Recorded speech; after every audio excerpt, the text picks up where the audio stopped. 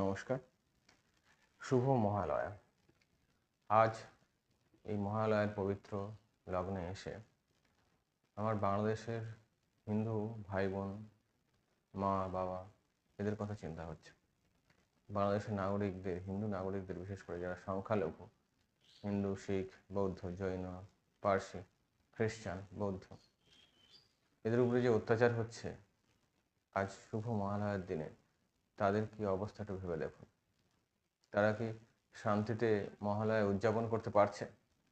আপনারা একবার নিজের অন্তর আত্মাকে জিজ্ঞাসা করে দেখুন যে তারা সত্যি সত্যি আজ সুখী কিনা।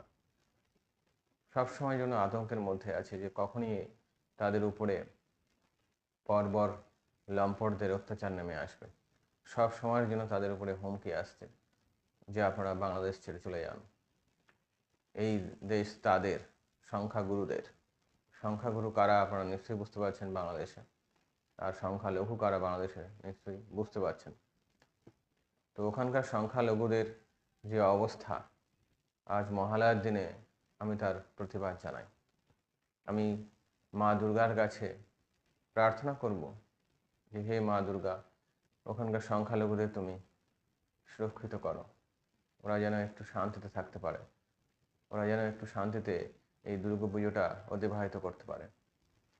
এই দুর্গাপুজোর সময় কত আরও অনাচার, আরও অত্যাচারের খবর আসবে তার ঠিক ঠিকানা নেই।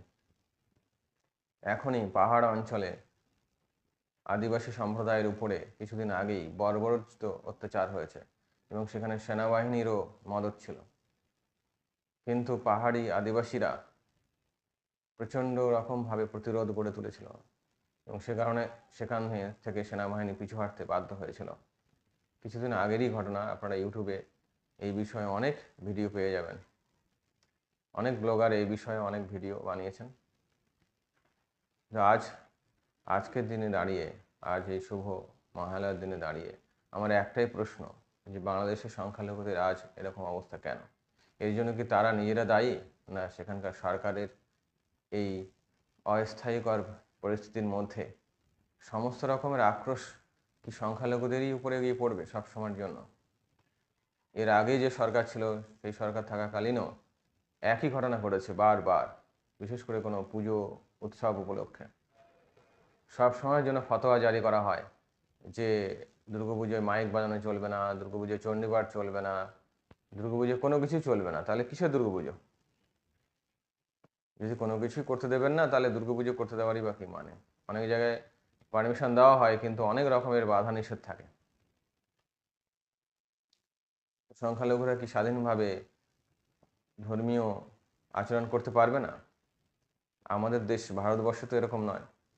এখানে তো সবাই ধর্মীয় আচরণ করতে পারে, সংখ্যাগুরু, সংখ্যালঘু সবাই স্বাধীনভাবে ধর্মীয় আচরণ করতে পারে। বাংলাদেশ বা পাকিস্তানে এটা কেন সম্ভব নয়? কেন সংখ্যালঘুরা এত অত্যাচারিত হবে? আমার প্রশ্ন এটাই।